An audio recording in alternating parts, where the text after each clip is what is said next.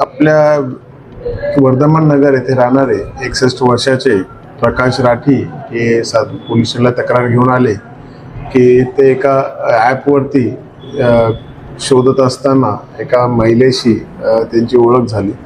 त्या महिलेने स्वतःचं नाव रितिका असं सांगितलं आणि ती इंदोरची असं सांगितलं. त्यामुळे त्यांच्याशी ते चॅटिंग करत होते. नंतर कॉल्सवरती त्यांचं बोलणं चालू झालं.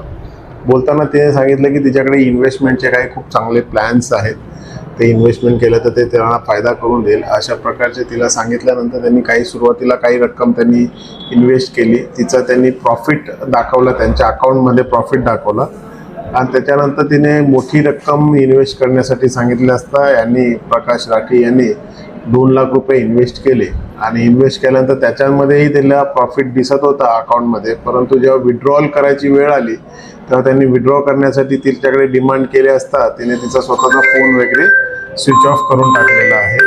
त्यामुळे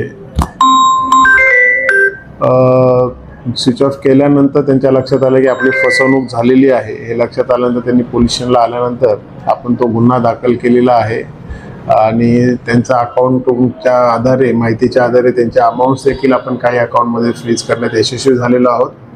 अधिक सदरची जी महिला आहे रितिका ही नक्की इंदोरचीच आहे का कुठली आहे याचा तपास चालू आहे. जी अमाऊंट आपण फ्रीज केलेली आहे ती देखील आपण रिकव्हर करण्याची प्रोसिजर चालू आहे. सदर गुन्ह्याचा तपास PI मनोज चौधरी माननीय DCP आणि ACP यांच्या मार्गदर्शनाखाली करत आहे. त्याचे स्वतःचा एक व्यवसाय आहे, वैयक्तिक तो व्यावसायिक आहे. त्याची एक केमिकल क्लोथ्सची फॅक्टरी आहे आणि त्या अशा प्रकारे त्याचं उत्पन्नाचं साधन आहे.